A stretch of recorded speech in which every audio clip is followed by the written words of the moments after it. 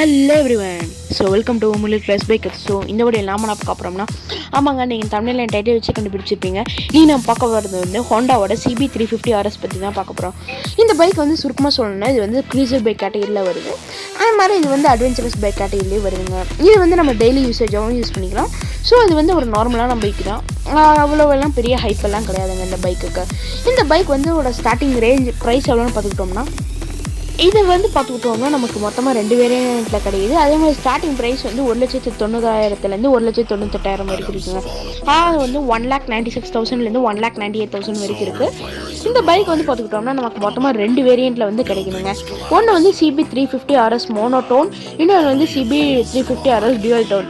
இது ரெண்டுக்கு என்ன வித்தியாசம்னா, ஒரு கிட்டத்தட்ட ஒரு 3,000 பக்கமாக தான், 3,000 கூட இல்லைங்க, 2,000 பக்கம் தான். அதாவது வந்து அது 96,000, இது 98,000, அவ்வளோதாங்க வித்தியாசம்.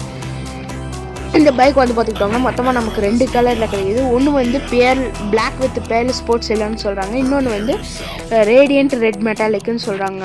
இந்த பைக் வந்து பார்த்துக்கிட்டோம்னா எத்தனை சிசின்னா வந்து 348 சிசிங்க, 348.36 சிசிங்க. சரி வாங்க பைக்கை பற்றி கொஞ்சம் டீட்டெயிலாக பார்க்கலாம்.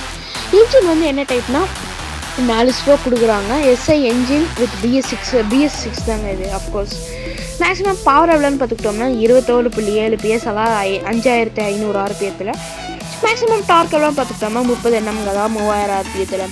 முன்னாலேயும் டிஸ்க் பின்னாலேயும் டிஸ்க். வண்டியோட டேங்க் வந்து பார்த்துக்கிட்டோம்னா 15 லிட்டர் பிடிக்குது. பாடி வந்து அஃப்கோர்ஸுங்க க்ரூசர் பைக் கேட்டகரியில் தான் வருது. அதே மாதிரி இது வந்து ABS வந்து டுவல் சேனல் நமக்கு கொடுக்குறாங்க. ட்ராக்ஷன் கண்ட்ரோல் இருக்குது. LED டைலைட் கொடுக்குறாங்க. ஸ்பீடோ மீட்டர் வந்து அனலாக் கொடுக்குறாங்க. ஓடோமீட்டர், ட்ரிப் மீட்டர் வந்து டிஜிட்டல். தெரிவாங்க பைக்கை பற்றி இன்னும் டீட்டெயிலாக பார்க்கலாம். மேக்ஸிமம் டார்க் வந்து 30 Nm, ஏற்கனவே சொன்ன மாதிரி 3000 RPM.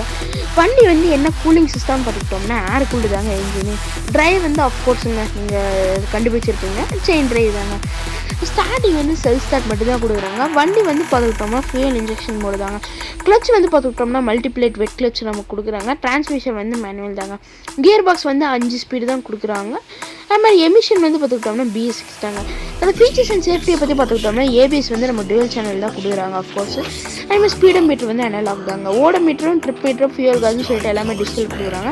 முன்னால் கன்சோல் வந்து பார்த்துக்கிட்டோம்னா நமக்கு வந்து அனலாக் அண்ட் டிஜிட்டல் ரெண்டுமே சேர்ந்து கொடுக்குறாங்க. ட்ராக்ஷன் கண்ட்ரோல் இருக்குங்க. அதே மாதிரி இதில் அடிஷ்னல் ஃபீச்சர்ஸ் என்னென்னு பார்த்துக்கிட்டோம்னா நமக்கு வந்து ஹசார்டு ஸ்விட்ச் இருக்குங்க. இதுலேயே வந்து ஹசார்ட் ஸ்விட்ச் ஃபிக்ஸ் பண்ணி கொடுக்குறாங்க. ஹசார்ட் ஸ்விட்ச் இருக்கிறது வந்து இது ஸ்டாக்காகவே அவங்க கொடுக்குறது வந்து ஒரு நல்ல விஷயம் தாங்க. ஏன்னா வந்து இந்த ஹெவி ஃபாக், இந்த ஹில் ஸ்டேஷன்லாம் போகும்போது எக்கச்சக்கமான ஆக்சிடென்ட் நடக்குது. முக்கியமாக இந்த பைக் வந்து இந்த ஹசார்ட் ஸ்விட்ச் எல்லாம் இல்லை, ஹெட்லைட் போட்டுட்டு போனோம்னா அவங்க வந்து எங்கேயோ இருந்து வண்டி நின்றுட்டு இருக்கிற மாதிரி. ஹசார்ட் ஸ்விட்ச்னால் நமக்கு பிளிங்காய் வரதுனால ஒரு நல்ல ஃபீச்சர்.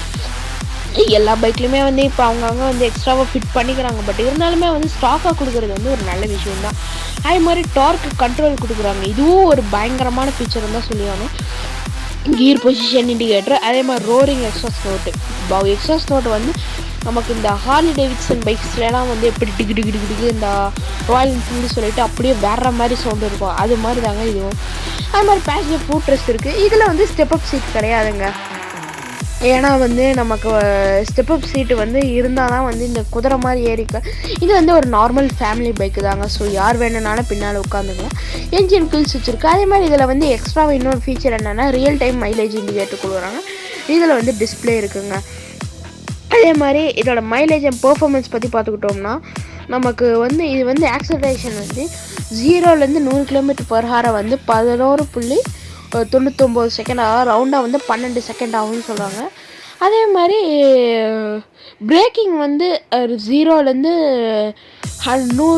0 km/h வந்து 50 மீட்டர் எடுக்குன்னு சொல்கிறாங்க. 50 மீட்டர் எடுக்கிறதுங்கிறது வந்து கொஞ்சம் நமக்கு லென்த்தான பிரேக்கிங் தான். ஏன்னா வந்து இந்த 0 to 100 வந்து மேக்ஸிமம் எல்லா பைக்ஸுமே வந்து இந்த கிட்டத்தட்ட இந்த 40 to 45 மீட்டருக்குள்ளே பண்ணுறது தாங்க பெஸ்ட்டு.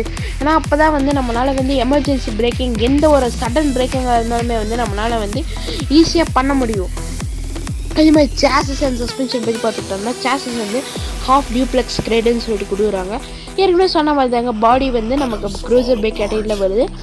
முன்னால் வந்து சஸ்பென்ஷன் வந்து டெலிஸ்கோபிக் கொடுக்குறாங்க, பின்னால் வந்து ட்வின் ஹைட்ராலிக் கொடுக்குறாங்க.